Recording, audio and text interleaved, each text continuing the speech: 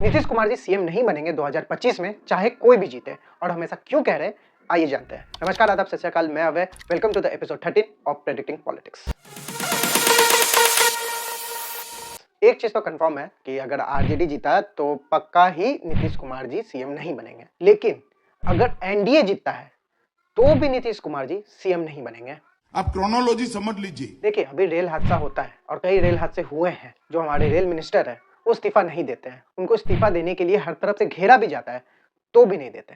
मगर आप वहीं आए जब नीतीश कुमार जी रेल मिनिस्टर थे तो एक हादसा होता है, रेल हादसा होता है, और उस रेल हादसा का वो अकाउंटेबिलिटी लेते हैं और वो इस्तीफा दे देते हैं। इसको हम पहले तो ओन करते हैं इसकी रिस्पांसिबिलिटी और हमने रिजिग्नेशन दिया। मतलब नीतीश कुमार अपना छवि को कोई भी हाल में खराब नहीं करना चाहते। वैसे ही जैसे कि 2020 का जब इलेक्शन हुआ था बिहार में, और जब रिजल्ट आया 2020 के इलेक्शन का, तो जेडीयू को बहुत कम सीटें मिली थी। आपने नोटिस भी किया होगा, कुछ लोग को याद भी होगा शायद, 2020 में शपथ ग्रहण होने में काफी टाइम लग रहा था। मगर मोदी और अमित शाह के रिक्वेस्ट पे 2020 में नीतीश कुमार जी सीएम बनते हैं। देखिए, ये तो 2020 तक का बात है। अब आते हैं 2025 में। अभी रिसेंट में कैबिनेट विस्तार होता है और 7 मंत्री पद आते हैं, और ये 7 मंत्री पद बीजेपी पार्टी के विधायक को मिलते हैं बिहार में। तो अब जाके बिहार में मंत्री पद में बीजेपी के 21 मंत्री हैं और जेडीयू के बस 13 मंत्री।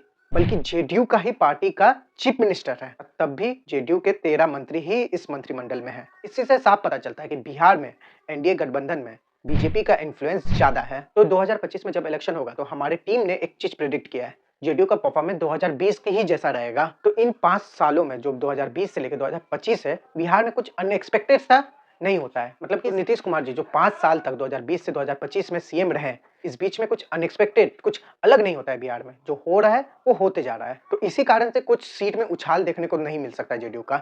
जो सीट 2020 में होगी उतनी ही 2025 में भी होगी। और जेडीयू का परफॉर्मेंस ऐसा ही क्यों रहेगा, इसमें एक और फैक्टर है कि जो नीतीश कुमार का चेहरा है एज अ सीएम फेस, उनसे बड़ा चेहरा अब तेजस्वी यादव का है बिहार के सीएम फेस के लिए। और इसके साथ साथ नीतीश कुमार का जो सीएम फेस है उसके प्रति 20 साल की सत्ता विरोधी लहर चल रही है। तो इस तरह से हम कंक्लूड कर सकते हैं कि अगर एनडीए गठबंधन मेजोरिटी में सीट ले आती है तो भी नीतीश कुमार जी सीएम नहीं बनेंगे। और होपफुली या शायद इस टाइम अगर एनडीए गठबंधन अपना सीट ले आती है, मेजोरिटी में आ जाती है, तो बिहार को बीजेपी के तरफ से सीएम फेस मिलेगा। और अगर ऐसा हो तो आपका राय जानना चाहते हैं कि आपके ख्याल से बिहार में सीएम फेस अगर कोई बीजेपी पार्टी की तरफ से बने तो आप किसको चाहेंगे, कमेंट बॉक्स में बताइए। और आपको क्या लगता है कि इस टाइम एनडीए गठबंधन जीत हासिल कर पाएगी या आरजेडी इस मौका का फायदा उठा के फिर से सत्ता में वापस आ पाएगी?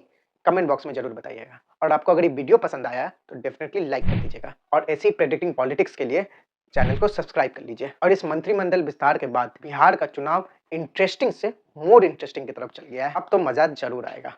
Budget in annexures, everything is in future tense, and it's like empty box.